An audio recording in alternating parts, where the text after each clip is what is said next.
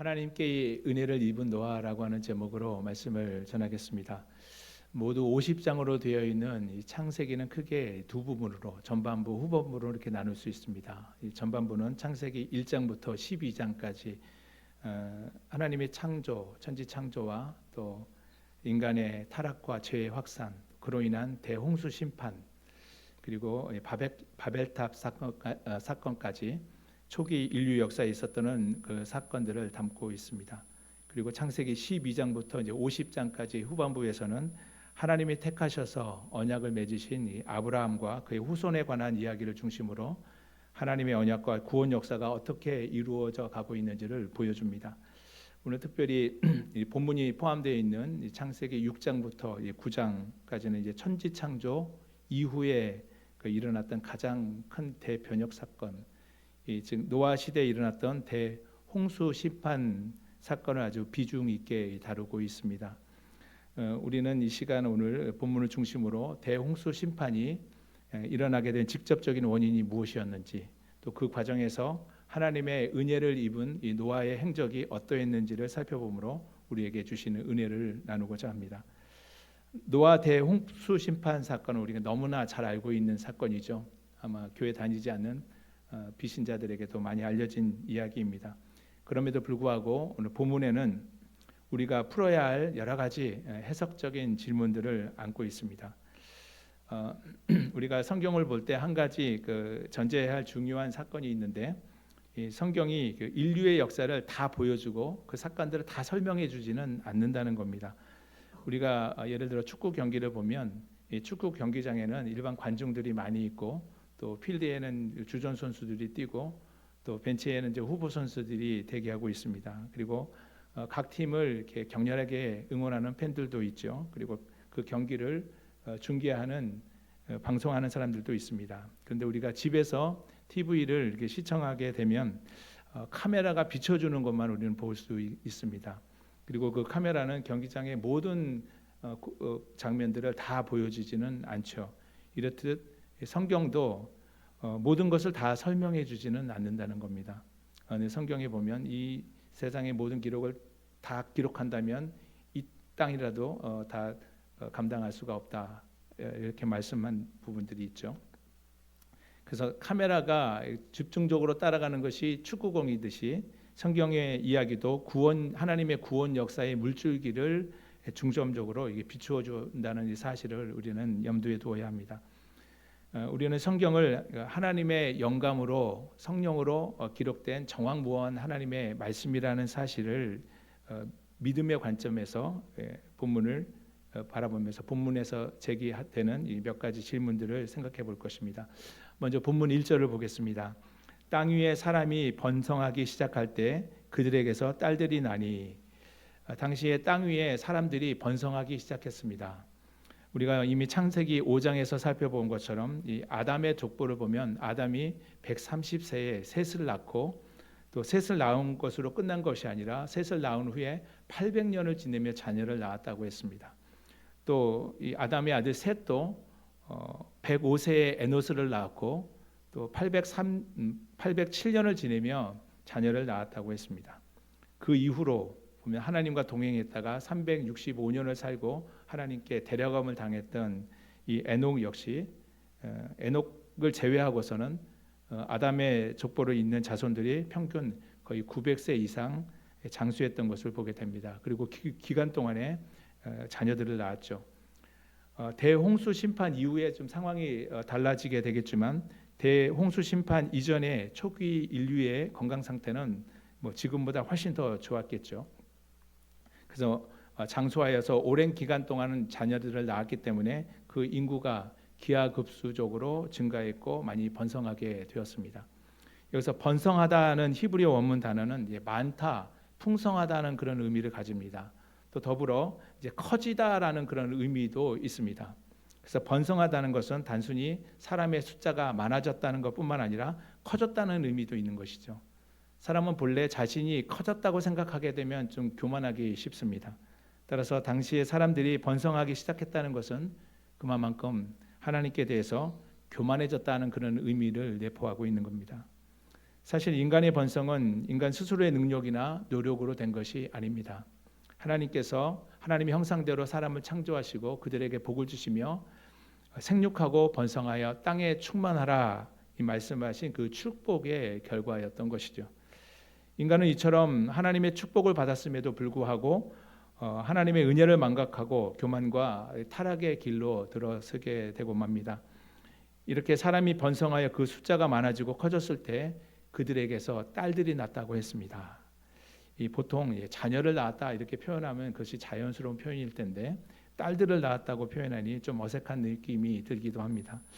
그렇다고 해서 그 당시에 남자의 어떤 숫자보다 여자의 출산율이 급격하게 더 늘어났던 것도 아니기 때문이죠. 그런데 그들에게서 딸들이 낳았다라고 말한 이것은 그 여자들로 말미암아 어떤 결정적인 그 문제가 발생할 것을 암시해 주는 표현인 것입니다. 그 문제는 이제 2절에서 나타납니다. 우리 2절 말씀을 같이 한번 읽어보실까요? 하나님의 아들이 시작. 하나님의 아들들이 사람의 딸들을 아름다움을 보고 자기들이 좋아하는 모든 여자를 아내로 삼는지라.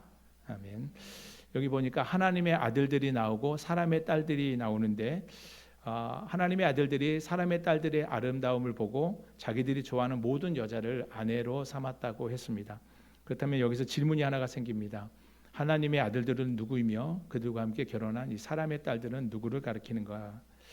이 질문에 대해서도 몇 가지 견해가 있는데 저는 오늘 두 가지만 좀 한번 소개해드리고자 합니다. 먼저 하나님의 아들을 천사로 보는 견해입니다.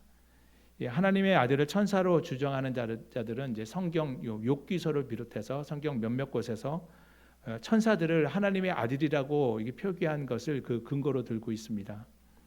하지만 영적 존재인 천사가 육체를 가진 여자와 결혼해서 아이를 낳는다는 것은 이치에 맞지 않는 주장입니다.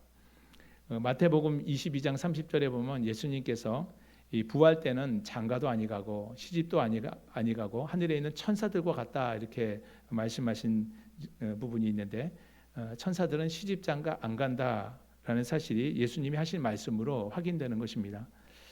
육과 영의 섞임으로서 잉태되는 사례가 단 한 번 있습니다. 그러니까 성령으로 마리아가 예수 그리스도를 잉태한 것인데 그건 단 한 번 있었던 사건이고 그 외에는 경우가 없는 일이죠. 만약 하나님의 아들들을 천사로 볼 때 이 천사들이 사람의 딸들과 결혼해서 그들을 아내로 삼았다고 하면 이 노아 대홍수 심판의 원인이 인간의 타락이 아니라 천사의 타락이 되는 이 모순이 발생하게 되는 것이죠.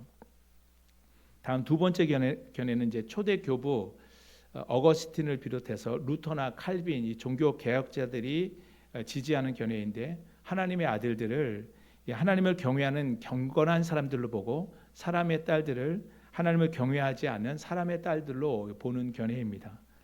우리가 앞서서 아담에서 시작된 이 족보가 두 부류로 이렇게 갈라진 것을 보았습니다.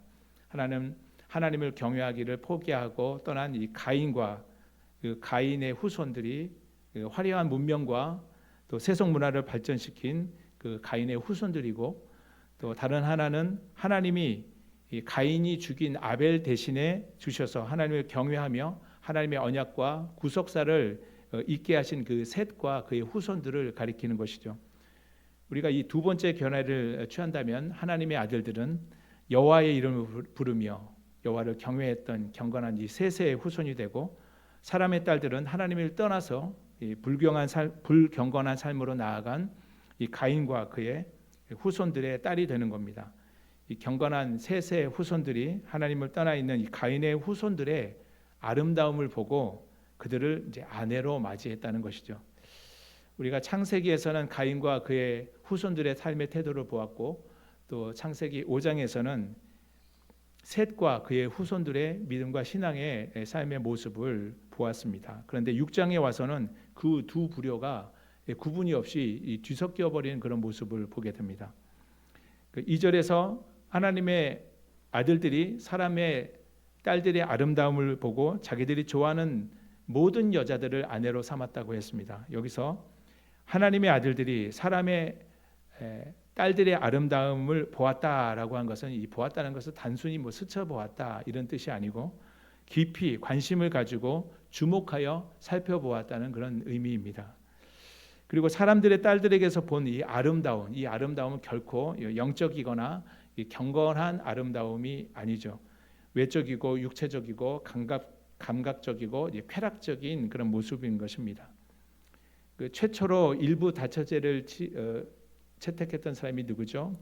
가인의 후손 라멕이죠. 라멕이 두 아내를 얻었습니다. 아다와 실라였는데 그 중에 아다의 이름의 뜻은 단장하다, 아름답다는 뜻이고 실라는 이 장식한 자, 또 딸랑거리는 자라는 그런 이름의 뜻이 있습니다. 라멕은 이 정욕의 눈, 육체의 욕망, 어떤 감각적인 쾌락을 목적으로 해서 그 아내들을 이제 선택한 것이죠. 라멕의 자녀들을 보면 뭐 유발, 야발, 또 두발가인이 있고 딸로 이제 나아마가 있는데 나아마의 이름 역시 아름다운 화려한이라고 하는 이름의 뜻을 갖고 있습니다. 그 이름의 뜻에 걸맞게 자신을 꾸미고 쾌락을 추구하는 여자였고 세상의 그 미학을 발전시켰습니다. 이처럼 세상에 속한 자들은 지나치게 외모에 치중하는 것은 모습을 보여주고 있습니다.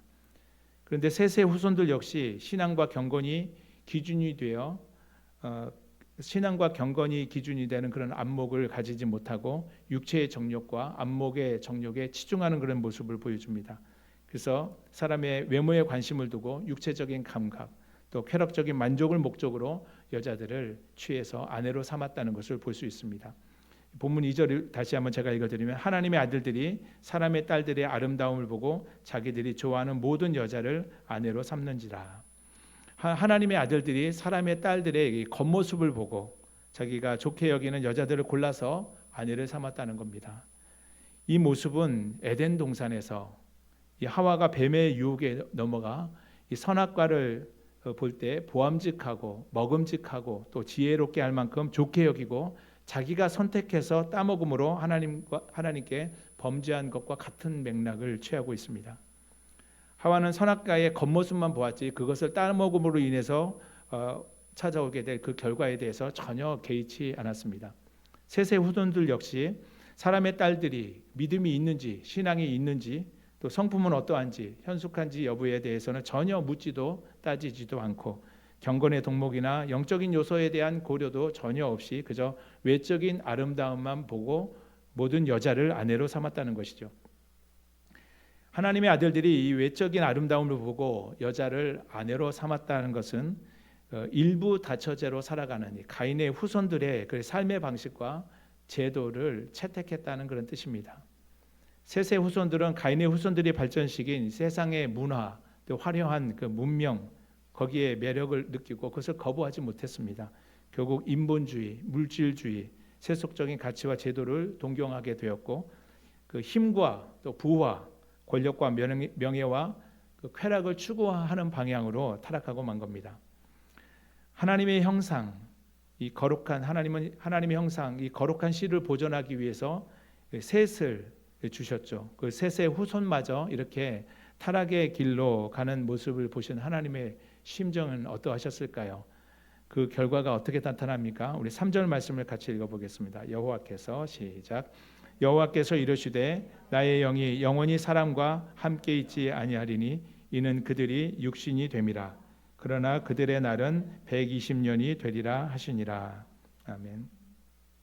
하나님이 나의 영이 영원히 사람과 함께 있지 않겠다 말씀하셨는데 이 나의 영이 무엇을 가리키는가에 대해서도 몇 가지 견해가 있습니다. 일반적으로 나의 영, 하나님의 영 하면 성령을 가리키는 것으로 보죠.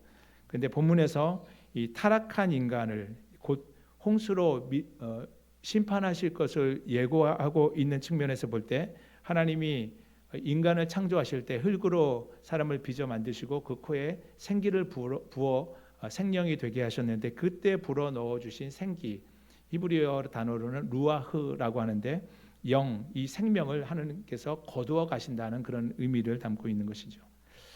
하나님이 당신이 영을 거두어 가시는 그 이유는 그들이 육신이 되었기 때문입니다.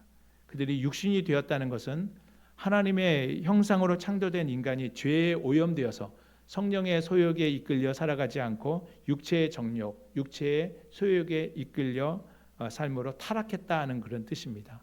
하나님의 자녀들이 죄에 오염되어서 타락했다. 이것이 육신이 되었다는 뜻입니다.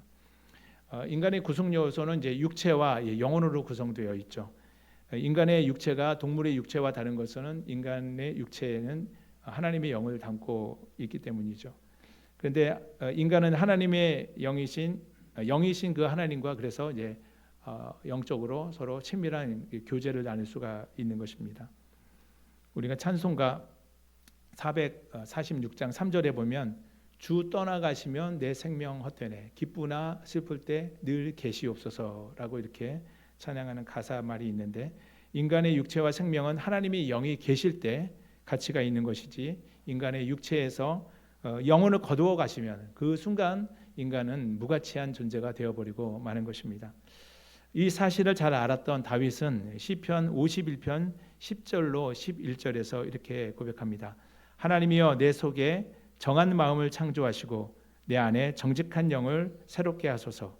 나를 주 앞에서 쫓아내지 마시며 주의 성령을 내게서 거두지 마소서라고 간구합니다. 사도 바울은 고린도전서 3장 16절 17절에서 우리 몸의 중요성을 이렇게 표현하고 있습니다. 너희는 너희가 하나님의 성전인 것과 하나님의 성령이 너희 안에 계시는 것을 너희가 알지 못하느냐. 누구든지 하나님의 성전을 더럽히면 하나님께서 그 사람을 멸하시리라. 하나님의 성전은 거룩하니 너희도 그러하니라 말씀하십니다. 우리는 우리의 몸이 하나님이 거하시는 성령의 전인 성전임을 우리가 알고 성령을 쫓아 살아가는 자들이 되어야 될 줄로 믿습니다. 그렇지 않고 육체의 소욕을 따르게 되면 죄에 오염되고 죄에 오염되어 타락하는 육체가 되어버리고 말기 때문입니다. 그러면 하나님의 영이 우리와 함께 할 수 없고 우리는 무가치한 존재가 되어버리고 결국 하나님께 심판을 받고 멸망받을 수밖에 없다는 사실을 우리는 깊이 생각해야 할 것입니다.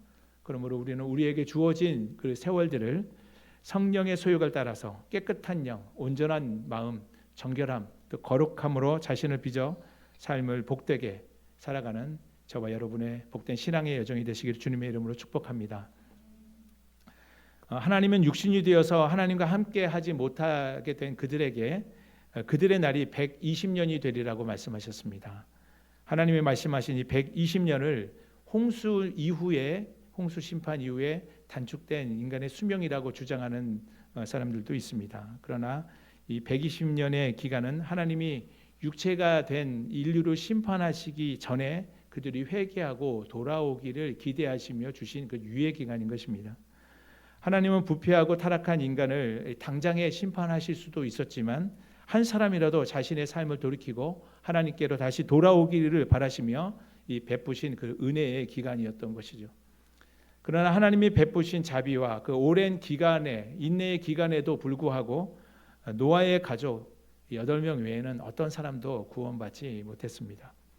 이 사실을 통해 우리는 당시 사람들이 얼마나 완악함으로 하나님을 업신여기고 또 하나님의 말씀에 무관심했는지를 알 수가 있습니다. 우리 본문 5절 6절 하나님을 떠나 육신이 되어 대홍수 심판을 자초한 인류의 죄의 상태가 어땠는지를 보여줍니다. 5절 6절 같이 읽겠습니다. 시작. 여호와께서 사람의 죄악이 세상에 가득함과 그의 마음으로 생각하는 모든 계획이 항상 악할 뿐임을 보시고 땅 위에 사람 지으셨음을 한탄하사 마음에 근심하시고. 아멘. 인간이 번성하고 그 숫자가 많아지고 커질수록 그에 비례해서 인간의 죄악도 이 세상에 가득하였음을 하나님께서 보셨습니다. 하나님은 이 세상에 만연한 인간의 죄악을 통해 그의 마음의 생각과 그 계획이 항상 악할 뿐임을 보셨습니다. 여기서는 더 이상 이제 셋의 자손, 가인의 후손 이 구분이 없죠. 하나님이 사람들이 항상 하나같이 죄를 지을 생각, 악한 계획을 꾸미고 있는 것입니다. 그들은 우발적인 범죄뿐만 아니라 늘 아주 치밀하고 계획적으로 악한 일들을 도모했습니다. 그들은 마치 짱아찌와 같이 이 죄에 깊이 찌들어 있는 상태에 있었고 죄악으로부터 벗어날 마음도 없었습니다. 모든 사람이 전적으로 타락했고 세상은 깊이 이 뿌리내리는 죄로 가득 차 있었습니다. 하나님이 이 모습을 보시고 땅 위에 사람 지으셨음을 한탄하시고 마음에 근심하셨습니다. 여기서 하나님께서 사람을 지으셨음을 한탄하시고 마음에 근심하셨다고 하는데 한탄하셨다는 말은 후회하셨다는 뜻으로도 번역되는 단어입니다. 그렇다면 하나님께서 후회하셨다, 하나님이 후회하셨다는 말씀은 아니죠. 하나님은 완전하신 분이시기 때문에 당신이 하신 일에 대해서 후회가 없으신 분이십니다. 다만 하나님의 형상의 모양대로 창조되었던 인간이 창조됐던 날에 하나님이 인간을 보시고 심히 좋았더라고 말씀하셨죠. 그러한 인간이 범죄함으로 인해서 멸망받을 수밖에 없는 그런 상황을 너무나 안타까워하시고 슬퍼하시는 하나님의 그 마음을 표현한 것입니다. 하나님은 사람이 아니신데 마치 사람인 것처럼 사람이 가지는 그 감정을 이렇게 표현한 것이죠. 그래서 하나님의 아버지의 마음과 심정, 이 잘 말 안 듣는 이 자녀를 키울 때 이 사랑하는 자식에게 회초리를 들고 스스로 마음 아파하는 부모의 심정과 같은 모습입니다. 심판이 불가피하다고 판단하신 하나님은 결국 타락한 인간뿐만 아니라 창조 세계 전체를 다 심판하실 것을 선언하십니다. 본문 7절에 보니 이르시되 내가 창조한 사람을 내가 지면에서 쓸어버리되 사람으로부터 가축과 기는 것과 공중의 새까지 그리하리니 이는 내가 그것을 지었음을 한탄함이니라 하시니라. 하나님은 만물의 영장으로 창조하신 그 인간에게 지으신 모든 만물을 맡기시고 땅을 정복하라, 또 바다의 물고기와 하늘의 새와 땅에 기는 모든 것을 다스리라고 말씀하셨습니다.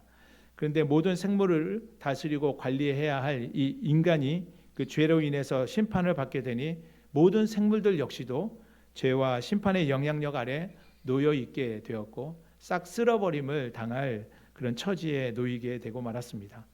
인간들이야 자기 죄로 자초한 것이니 자업자득이라고 할 수 있겠지만 피조물은 무슨 죄입니까? 그 피조물들은 인간에 의해서 관리되도록 지어졌는데 피조물들은 주인을 잘못 만난 그 죄로 그렇게 고통을 받게 되었고 인간의 범죄 이후에 피조 세계에도 그 생태계가 그 질서가 무너지고 파괴되고 땅은 계속 병들어가고 있는 그런 모습으로 나아가고 있습니다.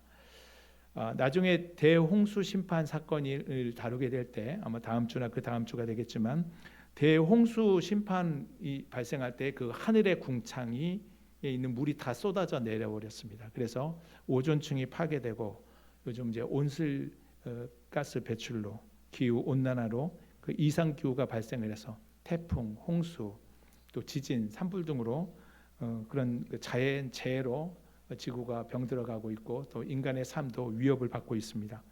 무수한 생활 쓰레기, 산업 쓰레기로 인해 이 땅과 바다가 오염되고 전쟁과 기근과 테러로 인해 고통을 당하고 있습니다. 인간의 타락이 만들어낸 이 결과인 것이죠. 사도 바울은 로마서 8장 19절, 그 22절에서 이 피조물들이 목소리를 낼 수는 없죠. 근데 피조물들의 그 속내를 이렇게 표현하고 있습니다. 피조물이 고대하는 바는 하나님의 아들들이 나타나는 것이니 피조물이 허무한데 굴복하는 것은 자기 뜻이 아니요 오직 굴복하게 하시는 이로 말미암음이라. 그가 바라는 것은 피조물도 썩어짐의 종노릇한 데서 해방되어 하나님의 아들들의 영광의 자유에 이르는 것이니라. 피조물이 다 이제까지 함께 탄식하며 함께 고통을 겪고 있는 것을 우리가 아느니라.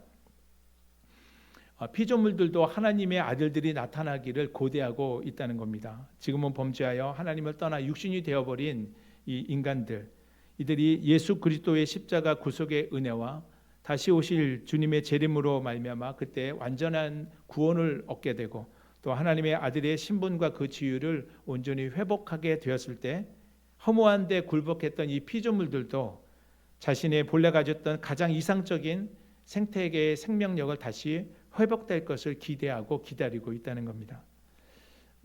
저희 교회는 장로교회입니다. 개혁파 장로교회는 구원을 말할 때 인간 개인 구원만을 이렇게 강조하지 않습니다. 물론 인간 개인 구원이 중요하지만 이 공동체 구원을 강조하고 있고 또 환경과 생태계의 구원, 온전한 회복을 또 강조하고 있는 입장인 것이죠. 그래서 자연보호나 환경 보호에 대해서 많이 관심을 갖고 있습니다. 인간의 범죄로 말미암아 심판의 먹구름이 짙게 깔리게 되고 땅의 모든 생물이 물로 쓸어버림을 당할 그런 위기에 한 줄기 희망의 빛이 이 땅 가운데 비치는 것을 보게 됩니다. 우리 본문 8절 말씀입니다. 8절 말씀 다 같이 읽어보겠습니다. 그러나 시작. 그러나 노아는 여호와께 은혜를 입었더라. 한 번 더 하겠습니다. 그러나 노아는 여호와께 은혜를 입었더라. 아멘. 그러나 하나님의 이 한탄과 이 심판이 내려질 그 암울한 상황에서 그러나 위로와 희망을 암시하는 말입니다. 그러나 노아가 하나님께 은혜를 입었다. 이 말은 이 노아의 삶의 모습이 하나님의 눈 안에 들어왔다는 그런 뜻입니다. 우리 본문 5절에서 그 죄악이 세상에 가득하고 사람들의 모든 마음과 생각, 그 계획이 모두 악할 뿐임을 하나님께서 보셨는데 그 시선을 가지고 노아의 모습을 하나님께서 보신 것입니다. 노아의 삶, 또 의로운 성품, 그 삶의 모습은 당시에 소망 없고 빛도 없는 이 어두운 세상에 홀로 반짝이는 별빛처럼 반짝였습니다. 하나님의 시선은 이 노아에게 머물렀고 노아는 하나님의 은혜를 입었습니다. 이 은혜라고 하는 이 말의 원문 단어의 뜻은 호의, 자비, 사랑, 또 보호 등의 의미를 지닙니다. 하나님은 타락하여 심판받을 사람들 중에서 특별히 노아를 제외시키셨고 그에게 적극적인 호의와 사랑과 은총을 베풀어 주셨습니다. 이 본문 5절은 하나님께 은혜 입은 그 노아의 삶의 행적을 가리켜 이 세 가지로 설명하고 있는데 이것이 노아의 족본이라 노아는 의인이요 당대의 완전한 자라 그는 하나님과 동행하였으며 노아는 첫째 의인이었고 당대에 흠이 없는 의로운 자였고 또 셋째 하나님과 동행한 자였습니다. 노아 때의 땅의 모습을 보여줍니다. 우리 11절, 12절 마지막 한번 같이 읽어보겠습니다. 그때의 시작. 그때에 온 땅이 하나님 앞에 부패하여 포악함이 땅에 가득한지라 하나님이 보신즉 땅이 부패하였으니 이는 땅에서 모든 혈육 있는 자의 행위가 부패함이었더라. 아멘. 하나님이 보시기에 온 땅이 부패하고 세상에 폭력이 난무하고 모든 사람의 행위가 부패했습니다. 그런데 노아의 삶은 어땠습니까? 그 이전에 오늘 본문 우리 4절 말씀을 보지 않고 이게 지나쳤는데 4절 말씀을 보시면 당시에 땅에 네피림이 있었고 그 후에도 하나님의 아들들이 사람의 딸들에게로 들어와 자식을 낳았으니 그들은 용사라 고대에 명성이 있는 사람들이었더라 그랬습니다. 당시에 땅에 네피림이 있었다고 했습니다. 노아 때에 세상에 살았던 또 다른 부류의 사람들이 있었음을 말하고 있는데 이 네피림이 누구인가에 대해서도 여러 가지 견해들이 있습니다. 그것을 다 살펴보지 못하겠지만 이 네피림에 대해서는 민수기 13장 33절에도 언급이 되고 있습니다. 거기에 네피림 후손인 아낙 자손의 거인들을 보았나니 우리는 스스로 보기에도 메뚜기 같으니 그들이 보기에도 그와 같았을 것이니라. 이 네피림은 광야 시절에 모세가 가나안 땅을 정탐하기 위해서 정탐꾼을 보냈고 그들이 온 땅을 정탐하고 다시 되돌아와서 보고하는 가운데 그곳에 아낙 자손들이 있었는데 아낙 자손은 아주 덩치가 큰 거인들이었습니다. 그들을 두고 이 네피림이라고 표현했습니다. 이 네피림은 독재자, 난폭꾼, 악한 사람을 괴롭히는 자라는 의미가 있습니다. 이 본문에서 네피림을 용사 또 고대에 명성이 있는 자라고 얘기했는데 오늘날로 말하면 덩치 큰 사람 이기보다는 이 권력과 부와 명예를 가지고 다른 사람들을 다스리는 위치에 있는 사람으로 이해할 수 있을 겁니다. 또 유명했다고 했는데 또 좋은 의미로서 유명한 것이 아니라 악을 행함으로 사람의 입에서 오르내리는 사람. 아마도 요즘에 매일 뉴스에 등장하는 사람들 중에 해당할 수도 있겠죠. 그런 네피림이 하나님의 아들들과 사람들의 악한 결혼 생활 행위와 함께 이렇게 소개되는 것을 보면 그들 역시도 하나님을 떠나 타락한 자들임을 우리가 알 수가 있습니다. 온 땅이 이렇게 타락하고 부패하고 포악한 자들로 가득한 이 시대에 노아는 어떤 삶을 살았습니까? 창세기 5장 32절에 보면 노아는 500세 된 후에 셈과 함과 야벳을 낳았다고 했습니다. 500세가 된 후에야 세 아들 셈, 함, 야벳을 낳았는데 앞서도 말씀드렸지만 아담은 130세에 그 셋을 낳았고 800년을 자녀를 낳아 길렀고 또 셋 역시 500세에 105세에 에노스를 낳고 807년을 지내며 자녀를 낳았습니다. 이 노아의 아버지 이 라멕은 180세에 노아를 낳았고 595년을 지내며 자녀를 낳았습니다. 그런데 노아는 500세가 될 때까지 자식을 낳지 못했습니다. 지혜자 솔로몬은 시편 127편 3절부터 5절에서 이렇게 말합니다. 보라, 자식들은 여호와의 기업이요 태의 열매는 그의 상급이로다. 젊은 자의 자식은 장사의 수중의 화살 같으니 이것이 그의 화살통에 가득한 자는 복되도다. 그들의 성문에서 그들의 원수와 담판할 때에 수치를 당하지 아니하리로다라고 자식이 축복의 선물인 것을 이렇게 노래하고 있습니다. 예수님은 마태복음 24장 38절에서 노아의 때의 모습을 이렇게 설명합니다. 홍수 전에 노아가 방주에 들어가던 날까지 사람들이 먹고 마시고 장가들고 시집가고 있으면서 당시에 하나님의 아들들이 사람의 딸의 아름다움을 보고 자기들이 좋아하는 그 모든 여자들을 아내로 삼고 장가가고 시집가고 결혼하고 또 그것을 위해서 이혼하고 그렇게 살던 때였다는 것이죠. 그런데 노아는 500세 될 때까지 자식이 없는 이 세상으로 볼 때는 실패자와 같은 모습으로 살아가고 있었던 것입니다. 그래도 노아는 자신을 세속 문명과 화려한 문화에 물들이지 않고 하나님 앞에서 의로운 자로 살았고 당대에 흠없는 완전한 자로 살았습니다. 부와 권력과 명예를 거머쥐고 부정불패를 일삼는 사람들을 부러워하지 아니하고 하나님을 바라보고 하나님과 동행하는 삶을 살았습니다. 그런 노아의 신앙과 성품, 이 삶의 모습이 하나님의 시선을 끌었습니다. 노아는 하나님께 은혜의 입은 자가 되었습니다. 노아는 하나님의 은혜를 입었고 하나님으로부터 세상을 심판하실 거라는 메시지를 듣고 하나님의 명령에 따라 방주를 만들기 시작했습니다. 노아는 아담 이후로 하나님께서 새로 시작하게 되는, 이제 노아 이전에 있었던 모든 사람들은 물로 멸망당하게 되겠죠. 하나님께서 새로 시작하시는 세상의 제2의 인류의 조상이 된 것입니다. 우리는 오늘 말씀을 통해서 노아 때에 임박한 이 대홍수 심판의 원인이 무엇이었는지, 또 노아의 행적을 통해 그의 노아가 살아왔던 삶의 행적을 우리가 살펴보았습니다. 모든 사람이 타락하고 부패한 삶을 살아갈 때 하나님의 은혜를 입은 노아는 오직 하나님의 은혜로 살았습니다. 예수님은 인자가 임할 때 노아 때와 같을 것이라고 말하고 있습니다. 오늘날에도 많은 사람들이 하나님을 떠나고 또 교회의 위상도 많이 떨어지기도 했지만 그래서 교회를 떠나고 세상 문화가 주는 그런 즐거움을 얻기 위해서 세속적인 가치관을 따라 더 넓은 길을 찾아가고 있습니다. 다 자기 소견에 옳은 대로 판단하며 살아가고 있습니다. 이 시대를 저와 여러분 어떻게 살아가야 할까요? 하나님께 은혜를 입은 노아처럼 하나님 앞에서 의로운 자, 완전한 자, 하나님과 동행하며 100년을 하루같이 방주를 만드는 일을 묵묵히 감당했던 노아처럼 우리에게 주어지는 우리의 삶의 자리에서 우리에게 주어지는 복음의 사명 증거하는 일을 잘 감당하며 또 주님이 맡기신 사명을 천명으로 알고 하루하루 주님이 뜻 이루며 살아가는 저와 여러분의 복된 삶이 되시기를 주님의 이름으로 축복합니다.